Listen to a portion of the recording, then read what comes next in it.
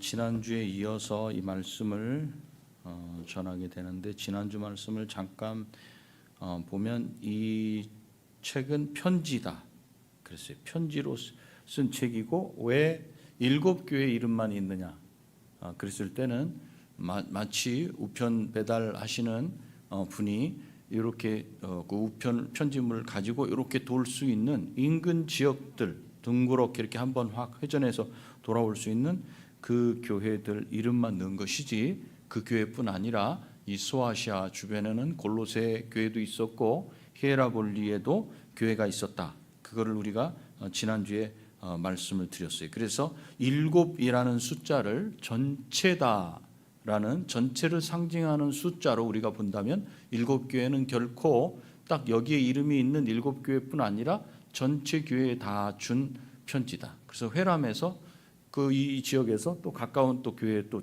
전달해서 주고, 그 교회에서 읽고 또 가까운 교회에 또 전달해서 주고, 이렇게 회람해서 돌려가면서 읽을 수 있는 편지로 이렇게 주신 것이다. 그랬다면 그 편지는 역시 지금 이 시대의 모든 교회들, 그 이후에 모든 전 세계의 교회들은 다 읽고 읽어야 되는 그런 편지로 주신 것이다 하니까 우리도 당연히 읽고 그 말씀을 따르는 거죠. 그래서 편지다 그랬고, 이 요한계시록은 환상으로 기록돼 있다.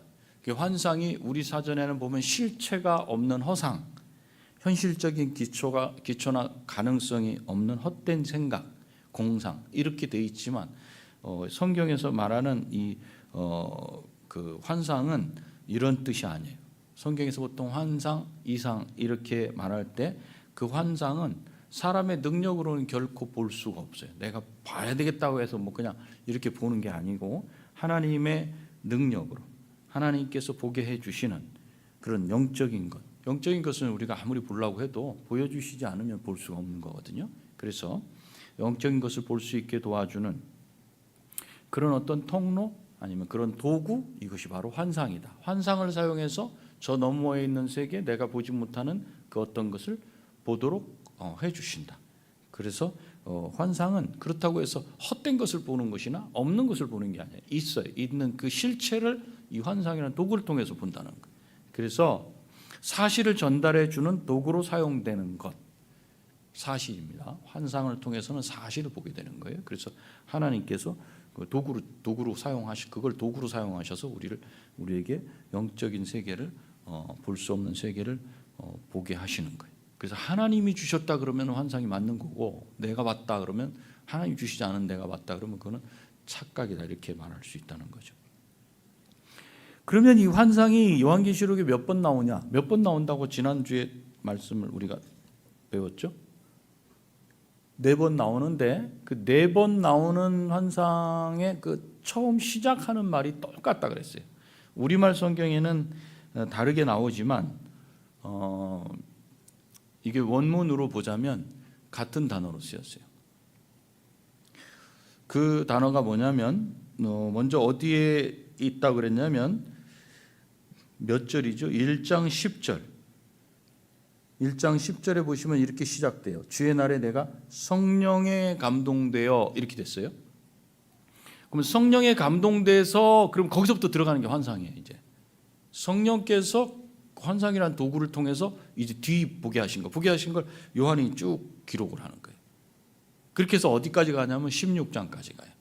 16장까지 부지런히 넘겨보시면 16장이 끝나고 나면, 그러면 이 1장 10절 여기서는 뭘 보게 하셨는가? 1장 10절, 그죠? 첫 번째 환상은 예수 그리스도를 만나는 거예요. 예수 그리스도를 만나는 그 장. 이 두 번째 환상은 이렇게 해서 3장입니다. 3장까지 제가 정신을 차려야 되는데, 자, 1장 10절부터 3장까지 7교회에 주신 말씀 편지까지 7교회 서론으로 주신 거라 그랬어요. 여기까지가 편지가 아니고 이건 각 교회의 이름을 붙인 거예요. 우리 교회를 이렇게 아시고 이렇게 말씀하신 것에 대해서 앞부분 서론, 그 다음에 뒷부분은 다 각 교회 다 들어가는 거예요. 그러니까 일곱 교회의 서론으로 주신 게 바로 이 3장까지고 4장 보시면 4장 2절에 또 내가 곧 성령에 감동하였더니 똑같은 게 나오죠.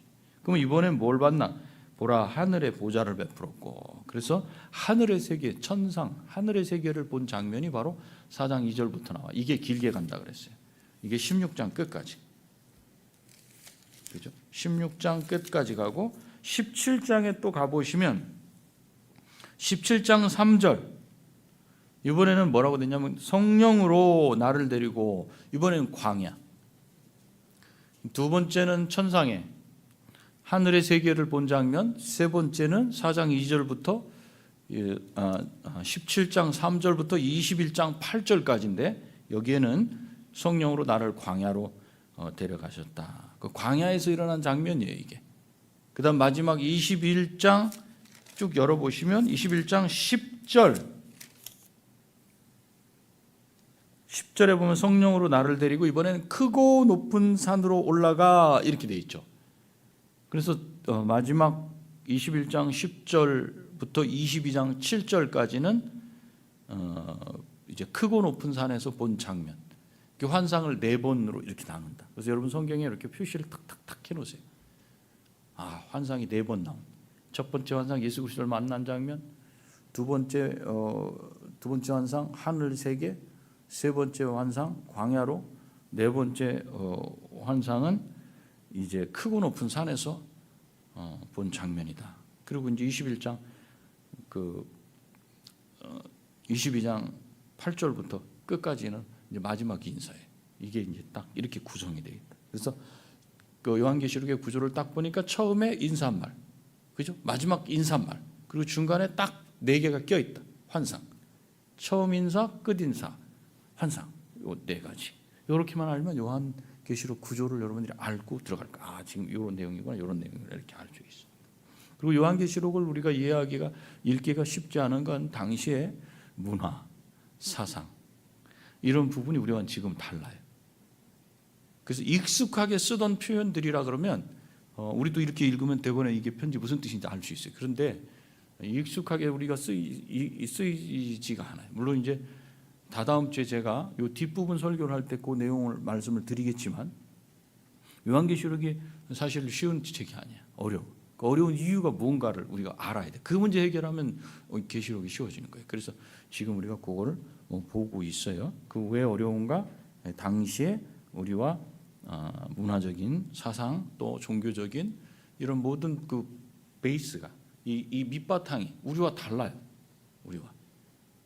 우리 역사 가운데 우리가 쭉 이렇게 살아오면서 우리는 한민족 뭐 이래가면서 우리들 자신들을 이해하고 있는 어떤 그런 게 있잖아요, 그죠? 예전엔 그랬어요. 사실은 아니지만 사실 단일 민족이네 하면서 더 끈끈하고 이런 것들. 근데 외국에서 이렇게 이런저런 여러 민족들이 섞여서 사는 사람들은 이런 걸 이해 못해요. 그러니까 이 안에서만 끈끈하게 뭔가 진행되는 그런 유대감 같은 거, 그 안에서 이루어지는 표현들과 단어들 이런 것들은 외부에 있는 사람들이 그런 걸 글로 이렇게 읽으면 이게 딱 와닿지 않는 거죠. 그게 이제 타문화권 사람들이 다 들어왔을 때 그 문화권에 있는 어떤 내용을 이해하기 어려운 그런 배경이 된다. 역시 마찬가지로 요한계시록도 이게 구약과 연결이 되어 있거든요. 그 구약을 알아야 이 계시록이 쉬워져요. 구약이 배경이 된 사람들은 계시록을 이해할 수 있어요. 근데 구약이 배경이 안 되면 이게 어려워요. 그러니까 우리가 이 계시록 한번 읽어보려고 이렇게 들어가려고 그러면 이게 좀 어려운 책이다. 그래서 깊이 하려고 그러고 한 이유가 바로 그런 데 있다. 그래서 우리 구조를 봤고 이 계시록이 어떤 내용인지 어떤 책인지 우리가 좀 봤는데, 이제 요한은 그 성령께서 보여주시는 환상을 통해서 그 본 것을 쭉 이렇게 그 내 환상을 통해서 편지를 썼는데, 그럼 뭘 봤냐? 당시에는 보이지 않아, 어둑어둑해서 보이지 않는 그런 세계, 안 보이는 것까지를 다 보고 흘러가는 역사의 그 과정, 그 종말을 요한은 다 본 거예요. 그 결과 요한이 알게 된 게 뭐예요? 지금 채석장에서 고생하면서 그렇게 하고 일을 하고 그렇게 있는데 요한이 그 가운데서 지금 이 환상을 통해서 본 게 뭐겠어요? 사람의 눈에 보이는 세상, 그리고 그 계속되는 역사의 과정에서 눈으로 보기에는 교회와 또 하나님의 백성들, 성도들이 고난과 핍박, 또 죽임, 그런 환난, 심한 그런 역경 가운데 있지만 하나님께서 멀리 떠나 계신 게 아니고 하나님께서 자기 백성을 돌아보시고 역사를 주관하시고 종국에는 끄세요. 종국에는 자기 약속을 이루시려고 자기 백성을 온전히 구원하시고 하나님을 세우신다, 하나님 나라를 세우신다 하는 그 사실을 요한이 딱 알게 됐어요. 이 환상을 다 보고 그랬더니 가슴이 펄펄 끓지 않겠어요? 물론 요한이 이걸 보기 전에는 뭐 이런 믿음이 없는 것 그건 아니었겠죠. 그러나 다시 오신다는 예수님은 오시는 게 더디지, 환난은 심해지고 있지, 교회들은 핍박을 받고 있지, 그리고 요한은 지금 채석장에 반모라고 하는 섬에 끌려와 있지, 이거 도대체 암울하잖아요 사실. 이랬을 땐 다들 성도들의 그 마음이 열정적으로 막 불타오르기보다는 그냥 맴매하게 갈 수밖에 없어요.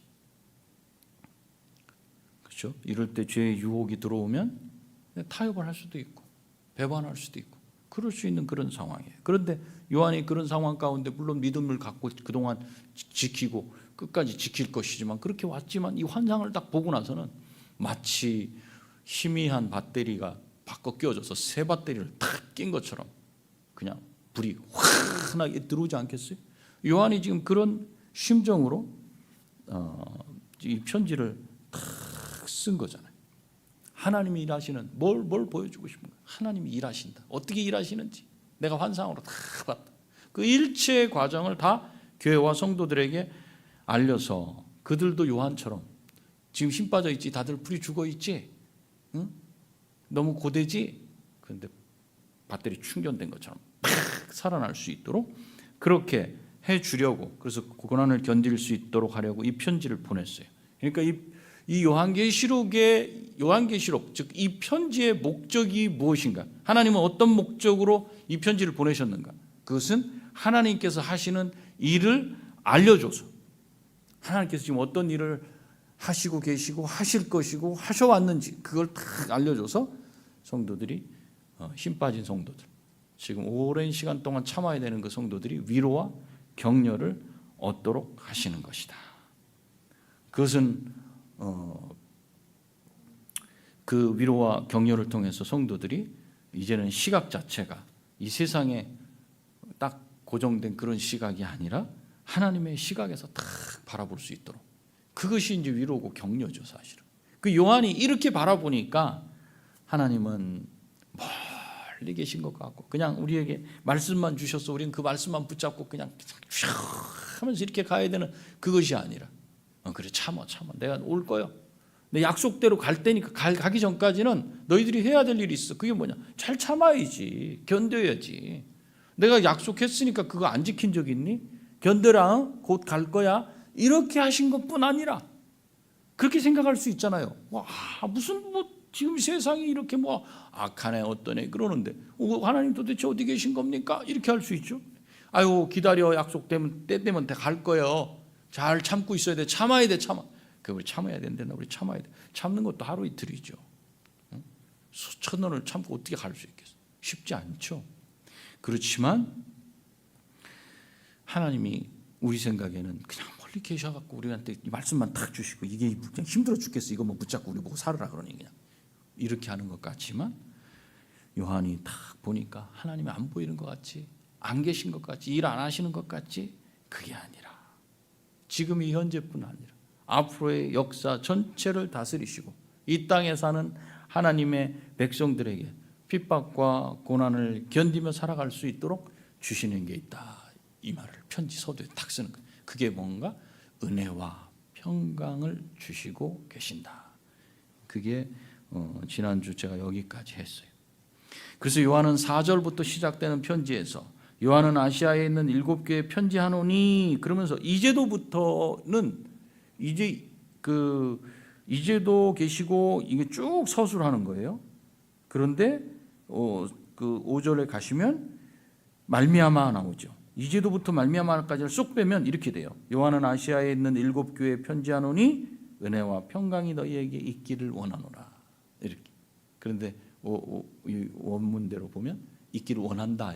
있었으면 좋겠다. 이런 게 아니라 있다. 이렇게 해서 말씀하시는 거예요. 은혜와 평강이 너희에게 있다. 이렇게 말씀하시고.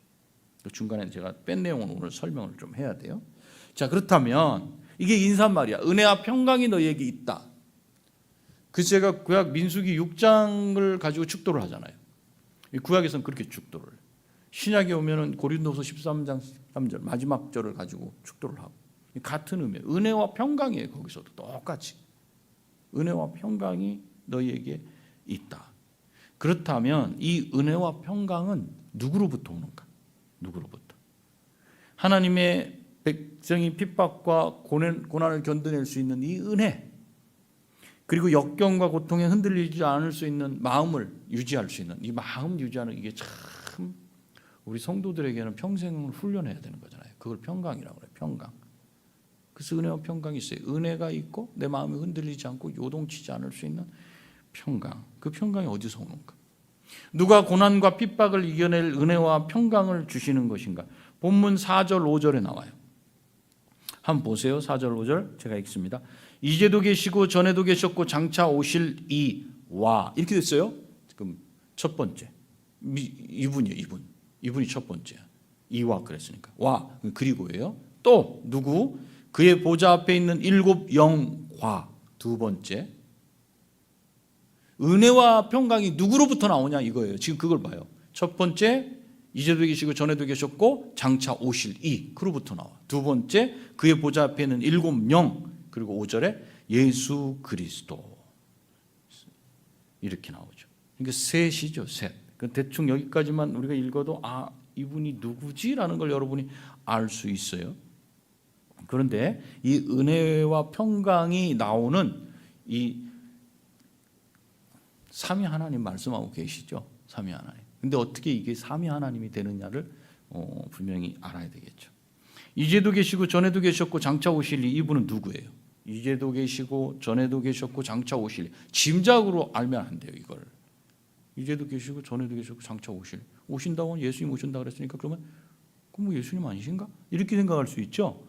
그런데 우리가 알고 있는 지식을 가지고 이 말씀을 그대로 이렇게 맞추면 안 돼. 그래서 이 말씀이 어떻게 해서 나오게 됐는지 생각해야 돼. 왜 요한은 이렇게 길게 말했을까? 짧게 탁 말하면 되지 않을까? 사도 요한은 고난과 핍박을 겪는 성도들에게 그냥 이분이 오실 거다 이렇게 말씀하시지 않고 이분이 은혜를 평강을 주실 것이다 이렇게 말씀하지 않고 하나님이 어떤 분이신지를 강조해서 알려주고 싶은 거예요. 그래서 길게 표현한 거예요. 우리도 그렇잖아요. 누군가를 소개할 때 목사님 오셔서 설교해 주시죠. 이런 것보다도 그분 오실 때 그분이 누구신지 어떤 사역을 하시는지 대충 제가 여기서 설명을 이렇게 쭉 하면 이렇게 하면서 이해를 하잖아요. 그죠? 그런 것처럼 강조해 주는 거죠. 하나님이 어떤 분이신지를 강조해서 알려주고 싶은 거예요. 그래서 길게 표현했어요. 그런데 이 표현은 요한이 그러면 내가 만들어내야 되겠다 이렇게 하지 않죠. 제가 누군가를 여기서 소개할 때도 내가 만들어낸 게 아니에요. 그분이 어떤 분인지 세상이 다 알고 있고 한 그런 자료들을 갖고 와서 설명하는 거예요. 마찬가지로 그러면 어디서 이 내용이 나오는데 요한은 이걸 사용했느냐? 이사야서예요. 이사야 41장 4절에 이사야 41장 4절에 나 여호와라 처음에도 나요 나중 있을 자에게도 내가 곧 그니라 이렇게 써요. 처음에도 나요 나중 있을 자에게도 내가 곧 그니라. 44장 6절에는 나는 처음이요 나는 마지막이라 나 외에 다른 신이 없느니라. 이 구약의 말씀을 잘 이해하는 유대인들은 그래서 하나님을 이제도 계시고 전에도 계셨고 장차 오실 이라고 이렇게 표현해 왔었어요. 그러니까 이건 요한이 갑작스럽게 딱 등장시켜서 말하는 게 아니라 구약의 말씀들을 가지고 이 유대인들이 정리해서 알고 있는 하나님 아버지 하나님을 가리킬 때 이렇게 표현했어요. 그리고 그 의미가 무엇인가? 영원하신 분이다 이렇게 알아들어요. 이제도 계시고 전에도 계셨고 장차 오실 이제도 전에도 장차 영원하신 성부 하나님을 가리킬 때 이렇게 표현을 해왔다는 거죠. 그러니까 이 표현을 딱 드리면 성부 하나님이 은혜와 평강을 우리에게 주시는구나. 이걸 이분들은 알 수 있어요. 이렇게 알아들어. 그래서 이 영원하신 하나님이 모든 만물과 역사를 다스리신다. 하나도 그분의 손에서 손 밖에 있는 것, 그분의 관할 밖에 있는 것은 없다. 또 말씀하신 것은 하나도 이루지 않는 것이 없고 모두 다 이루어 주시고 역경에 처해 있는 자기 백성을 구원해낼 수 있는 전능하신 분이다. 그래서 8절 끝에 보면 하나님께서 자신을 가리켜 뭐라고 말씀해요? 이제도 있고 전에도 있었고 장차 올 자 전능한 자다. 이렇게 표현하는 거예요. 전능을 강조해. 또 전능하셔서 하나님의 손에서 밖에서 일어나는 일은 아무것도 없다. 그분 손 안에 다 있다. 첫 번째는 성부 하나님을 이렇게 표현한 거예요. 이제도 계시고 전에도 계셨고 장차 오실 이분은 성부 하나님. 그 구약적인 배경에서 이분들이 이 말씀을 유대인들은 분명히 이해하고 있었다. 당시의 성도들은. 두 번째는 여기 보면 일곱 영 이렇게 나오잖아요. 그죠? 그의 보좌 앞에 있는 일곱 영. 일곱 영은 누구냐면 성령 하나님. 성령. 그 이유가 무엇인가? 첫 번째, 성부 하나님과 성자 하나님 예수 그리스도 사이에 끼어 있는 분이 일곱 영이에요. 그러면 이 일곱 영은 피조물로서는 거기에 끼일 수가 없어요. 하나님과 같은 격이 돼야 돼. 그렇기 때문에 일곱 영은 성령 하나님이시다. 그리고 두 번째 이유는 일곱 영을 꾸며주는 표현이 그의 보좌 앞에라고 이렇게 나와. 그러니까 성부 하나님 앞에 계신 분이에요. 성부 하나님 앞에 계신 이분이 누군가? 이분이 성령 하나님. 세 번째는 일곱 영이 누군지 말해주는 그 구절, 또 구약을 연결해서 보면 성령 하나님이라는 사실이 드러난다. 스가랴 4장에 보면 스가랴 4장. 스가랴 선지자가 이제 환상을 봐요. 근데 그때는 그 환상을 보고 잘 몰라요. 그래서 물어보게 돼요. 스가랴서 4장 2절, 6절, 10절 거기서 이제 설명을 하는데 등잔이 있는데 일곱 가지가 있는 그 순금 등대를 거기서 봤어. 무엇을 상징하는지 몰라서 스가랴 선지자가 묻는 거예요. 스가랴서 4장이에요. 4장 2절, 6절, 10절. 그러니까 6절에서 천사가 설명하기를 나의 영이라 이렇게 말씀해. 그리고 10절에서는 온 세상에 두루 행하는 여호와의 눈이다라고 설명을 해줘요. 그래서 이 순금 등대는 결국 여호와의 영을 상징하고 일곱이라는 것은 완전하신 세상을 두루 볼 수 있는 여호와의 눈을 상징한다는 것을 알 수 있어요. 그러면 여호와의 영과 여호와의 눈이라는 구약의 표현을 요한계시록에서는 어떻게 말씀하고 있는지를 4장 5절에 보면 4장 5절에 보시면 보좌 앞에 일곱 등불이 있는데 이는 하나님의 일곱 영이다. 이렇게 말씀하고 있죠. 요한계시록 4장으로 온 거예요. 지금 스가랴 4장에서 설명을 하고 구약을 말하고 요한계시록 4장에 왔더니 요한계시록 4장에는 보좌 앞에 일곱 등불이 있는데 이는 하나님의 일곱 영이다. 즉 일곱 눈을 가진 하나님의 영이다. 이렇게 말한 거예요. 여기서 일곱 눈을 가진 하나님의 영. 여기서 우리가 봐야 되는 건 성부 하나님 앞에 일곱 영이 계시다는 거예요. 그리고 일곱 등불을 켠 등대로 이렇게 묘사되고 있다는 거죠. 그래서 그 다음 구절에 보면 5장 6절에 보면 내가 또 보니 보좌와 네 생물과 장로들 사이에 한 어린 양이 서 있는데 일찍이 죽임을 당한 것 같더라. 그에게 일곱 뿔과 일곱 눈이 있으니 이 눈들은 온 땅에 보내심을 받은 하나님의 일곱 영이더라. 이렇게 나오죠. 근데 요 부분은 한번 그림처럼 우리가 이해를 좀 할 필요성이 있어요. 거기 말씀을 한번 보고 계세요. 5장 6절. 내가 또 보니 보좌와 내 생물과 장로들 사이에 한 어린 양이 서 있다. 일찍이 죽임을 당한 것 같더라. 이렇게 됐어요. 그 보좌가 있어요. 보좌. 내가 또 보니 보좌가 있고 이 보좌에는 앉아 계신 분이 있죠. 그분이 5장 1절 누구냐면 내가 보매 보좌에 앉으신 이의 오른손에 두루마리가 있으니 안팎으로 썩고 7인으로 봉하였더라. 이 보좌에 앉으신 분은 성부 하나님. 그리고 성부 하나님 주변에 내가 또 보니 보좌와 이제 내 생물과 장로들 사이 이렇게 돼 있어요. 내 생물이 호위하고 있어요. 이 생물은 우리가 말하는 생물, 동물, 식물 할 때 그 생물이 아니라 살아있는 존재라는 거예요. 살아있는 존재. 내 생물이 있어요. 그러니까 내 생물이 마치 호위하는 병사들처럼 있어요. 이들은 천사들이야. 그러니까 자, 성부 하나님 앉아 계시고 내 호위하는 천사들이 있고 그 다음에 거기서 좀 떨어져서 24 장로들이 좀 이렇게 4장 4절에 둘러 있는 거예요. 그런데 이 네 생물과 24 장로들 사이에 누가 계시냐면 거기에 어린 양이 서 계셔요. 여기서 우리가 생각해야 할 것은 이 환상에서 어린 양은 눈을 몇 개 가졌는가? 몇 개 가졌다 그래요, 어린 양이?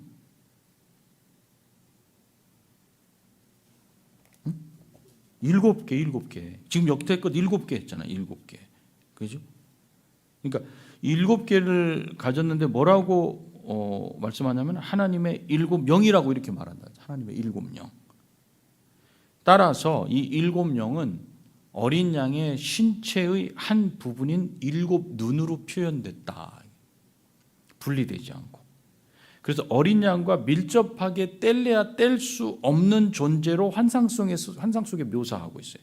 성부 하나님은 앉아 계시고 어린 양이 있고 어린 양과 7 영이 뗄래야 뗄 수 없는 그런 상태로 보이더라는 거예요. 그렇게 묘사가 돼요. 그래서 7 영이란 온 세상을 두루 살피시는 성령 하나님을 나타내기 위한 별명으로 표현하고 있는 말이다. 이렇게 우리가 이해할 수 있죠. 아까도 말씀드렸지만 이 세상에서 고난을 받고 있는 성도들에게 어떤 위로가 가장 필요하겠는가? 하나님은 멀리 계셔서 나를 보시지도 못하고 가끔 보시면서 그저 상급을 기다리고 열심히 살아라. 지금 이 시대가 그런 시대가 아닌가 그런 생각이에요. 하나님은 도대체 어디 계신 거예요? 이 불의를 보고 있는 거예요? 이 전쟁을 보고 계신 거예요? 알고 계시는 거예요? 왜 개입을 안 하시는 거예요? 그러면서 그냥 신앙이 도대체 뭐예요? 시들해져 가지고 믿음 자체도 연약해지는 그런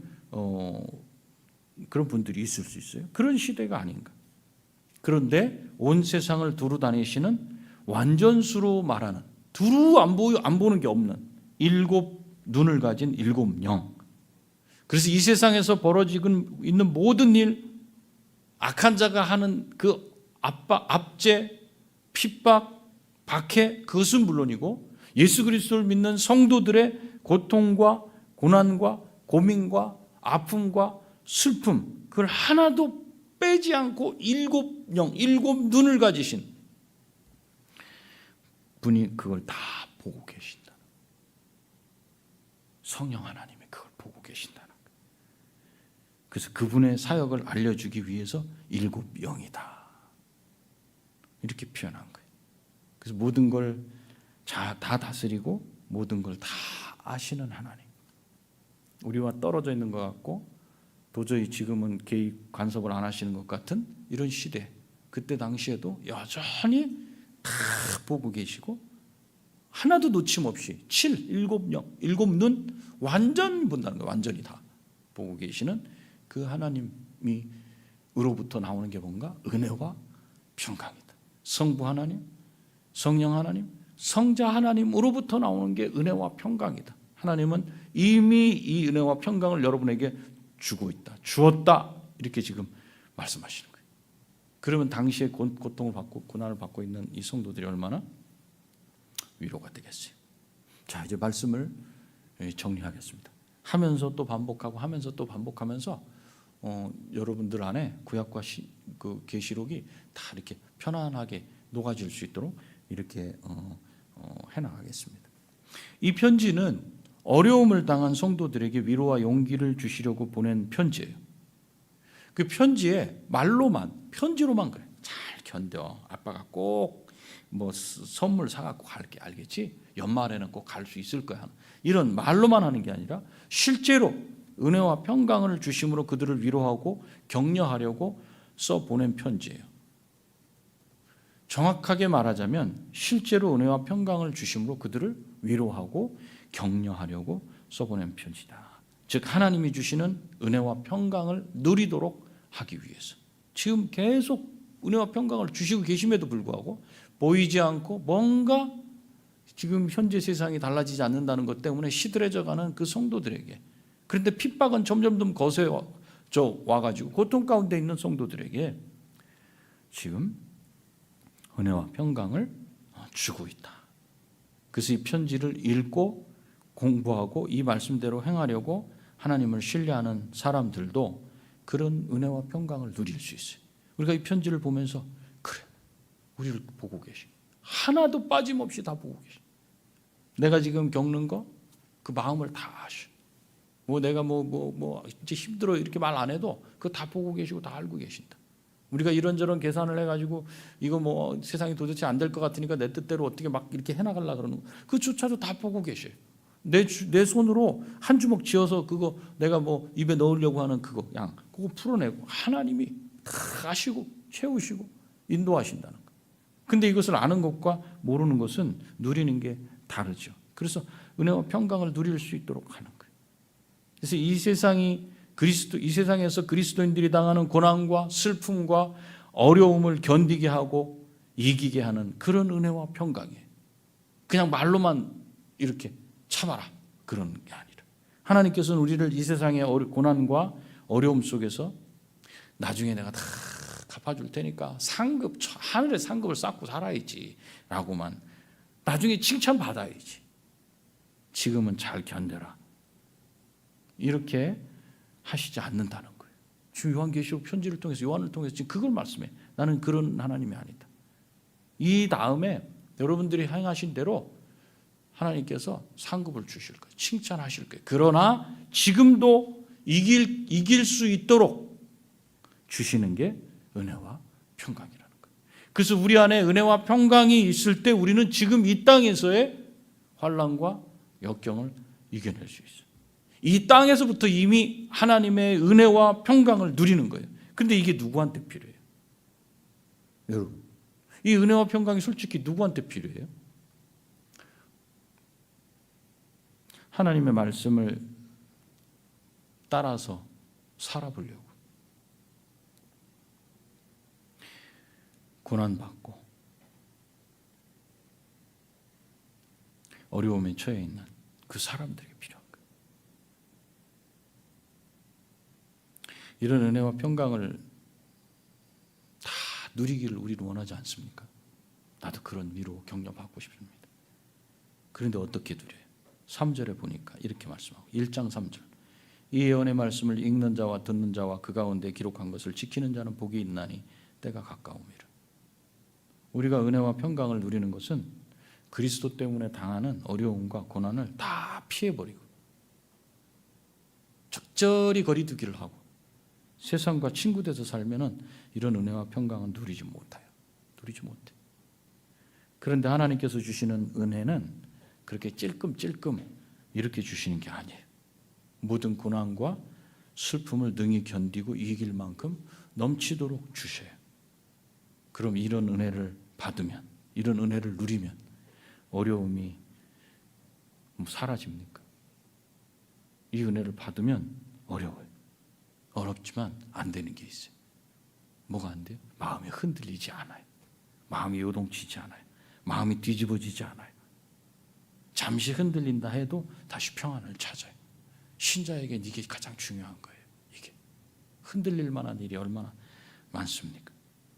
그러니까 모든 상황, 이 훈련이 쭉 되면서 모든 상황을 초월해. 그때 오는 게 평안이에요. 평강이 그때 오는 거예요. 그걸 누리게 되는 거예요. 지금 신앙생활이 에휴 뭐 이것도 아니고 저것도 아닌 것 같다. 그래서 여러분들 실망하고 그냥 대충 하려고 하지 마세요. 그러면 하나님의 은혜와 평강 못 누립니다. 은혜와 평강은. 이럴수록 그리스도를 의지하고 신뢰하고 그 말씀대로 살아가면 힘들고 어려워요. 이 길은 힘들고 어려운 길이에요.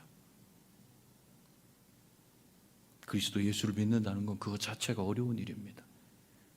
그렇지만 내가 끝까지 그리스도를 의지하고 신뢰하고 이 말씀처럼 이 말씀대로 살아가려고 그렇게 애를 쓸 때 비록 힘들고 어렵다 할지라도 그런 가운데서 하나님의 은혜와 평강이 나한테 주어져서 그것으로 내 마음이 요동치 않고 평강의 상태를 유지할 수 있는 그걸 경험하게 된다는 것. 그것이 신자의 힘이고 능력이에요. 그것이 위로와 격려예요. 이런 은혜가 여러분에게 있기를 바랍니다. 기도하시겠습니다. 주님, 지금 이 시대는 사실 하나님이 안 계신 것 같고 안 계셔도 돌아가는 것 같은 그런 착각을 일으키기에 충분한 시대가 됐습니다. 너무도 풍요롭고 그저 잘 일해서 벌어들이면 그것으로 내가 하고 싶은 것도 하고 불편함 없이 살 수 있는 시대가 됐기 때문에 그렇습니다. 그렇지만 그 마음은 아무리 풍요로운 시대가 됐다 해도 그 마음이 요동치는 건 잡을 수가 없습니다. 그래서 병원에 사람들이 참 많습니다. 주님, 약으로 다스리려고. 아무리 풍요로운 세상이 됐어도 약으로 다스리지 않으면 자기 마음을 잡을 수 없어서 그 약을 받으러 오는 분들이 그렇게 많습니다. 주님, 이 시대 가운데도 요한계시록의 편지를 통해서 하나님 말씀을 통해서 7 영으로 7 눈으로 보지 않고 모르시는 게 없이 우리를 다 보고 계시며 우리를 지원하고 격려하고 위로하시며 우리에게 힘 주시고 능력을 주시고 은혜와 평강을 베풀어 주신다는 사실을 우리가 믿고 흔들렸던 믿음 다시 하나님의 말씀을 붙잡음으로 다시 제자리를 찾게 하여 주시옵소서. 그래서 은혜와 평강을 누리는 것이 얼마나 큰 기쁨이요, 그것이 신자된 사람의 본이고 당연히 누려야 될 그런 복인 것을 우리가 다 경험할 수 있도록 성령 하나님께서 우리를 붙잡아 주시옵소서. 예수님의 존귀하신 이름으로 축복하며 기도하옵나이다. 아멘. 하늘에 계신 우리 아버지여, 이름이 거룩히 여김을 받으시오며 나라가 임하시오며 뜻이 하늘에서 이루어진 것 같이 땅에서도 이루어지이다. 오늘 우리에게 일용할 양식을 주시옵고 우리가 우리에게 죄 지은 자를 사하여 준 것 같이 우리 죄를 사하여 주시옵고 우리를 시험에 들게 하지 마시옵고 다만 악에서 구하시옵소서. 나라와 권세와 영광이 아버지께 영원히 있사옵나이다. 아멘. 자, 마쳤습니다. 평안한 밤 되시고 우리 수요일에 뵙겠습니다.